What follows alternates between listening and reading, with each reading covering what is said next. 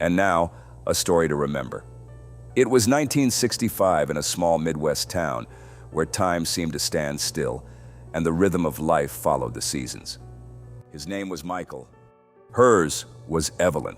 Michael was the town mechanic, a man with grease-stained hands and a heart of gold. Evelyn was the librarian, a quiet woman who found her passion in the pages of books. They met one chilly autumn evening when her car broke down on the side of Main Street.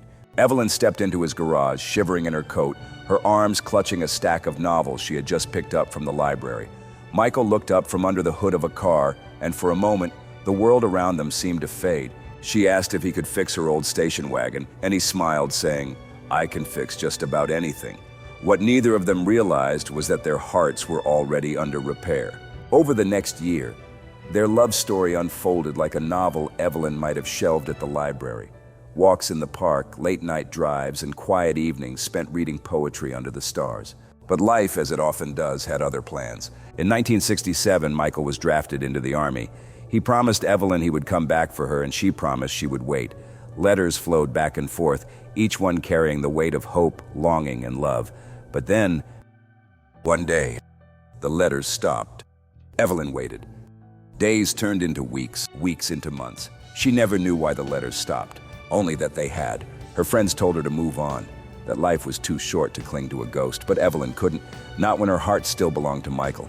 Time marched on. She became the head librarian, her hair streaked with silver, her days filled with stories of others' lives but not her own. And Michael, he came back from the war, broken, tired, and changed.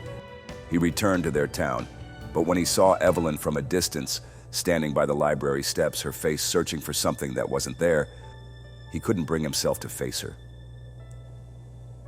You see, the war hadn't just taken his time.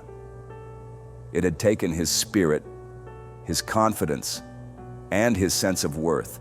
How could he walk into her life when he felt like half the man she had fallen in love with? Decades passed. Evelyn never married. Michael stayed in town but lived a quiet life, running his garage and keeping his heart locked away. They were two souls moving in parallel, never intersecting until one fateful day. It was a crisp fall morning in 2005. Evelyn, now in her 60s, walked into Michael's garage, her car. Yes, the same old station wagon had broken down again. Michael looked up from his workbench, and time stood still once more. She was older, yes, but the way her eyes sparkled when she spoke, that hadn't changed. He could see she recognized him, but neither said a word about the past. As Michael worked on her car, they talked about the weather, the town, the changes over the years. When he handed her the keys, their hands touched briefly. It was then that Evelyn asked, almost in a whisper, "Why didn't you come back?" Michael hesitated, his voice thick with emotion. "I thought you deserved better than what I had become." Evelyn's eyes filled with tears. "I didn't want better. Michael, I wanted you." In that moment, the years of silence, regret, and lost time melted away. They began again, not as the young lovers they once were, but as two hearts that had waited a lifetime to find each other.